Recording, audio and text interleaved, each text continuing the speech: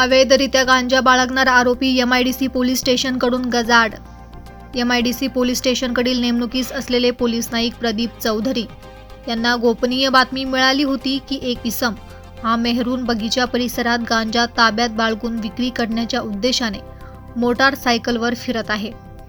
सदरची बातमी ही पोलीस निरीक्षक संदीप पाटील यांना कळवली असता त्यांनी स्वतः तसेच पोलीस उपनिरीक्षक राहुल तायडे, चंद्रकांत धनके, सफो दत्तात्रय बडगुजर, पोलीस नाईक योगेश बारी, पोलीस कॉन्स्टेबल नितीन ठाकूर, राहुल घेटे, योगेश घुगे अशांचे पथक तयार केले.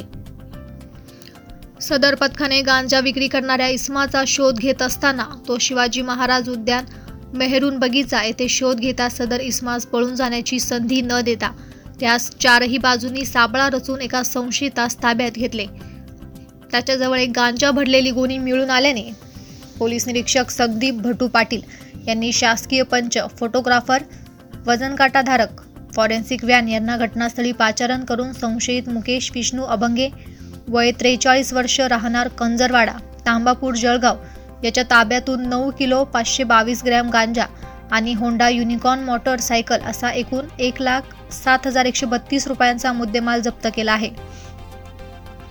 पोलीस नाईक प्रदीप चौधरी यांच्या फिर्यादीवरून NDPS कलम 8 क 20 ब 2 ब प्रमाणे गुन्हा दाखल करण्यात आला आहे.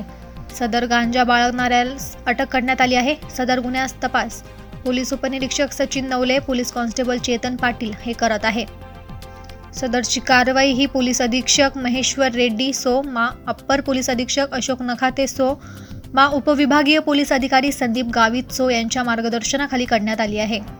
MIDC पोलीस स्टेशनतर्फे नागरिकांना आवाहन करण्यात येते की अवैधरित्या कोणी अंमली पदार्थांची विक्री करीत असल्यास त्याबाबत MIDC पोलीस स्टेशनला तात्काळ खबर द्यावी. खबर देणाऱ्याचे नाव गोपनीय ठेवण्यात येईल. वृत्त संकलन विभाग, MB24 नाशिक.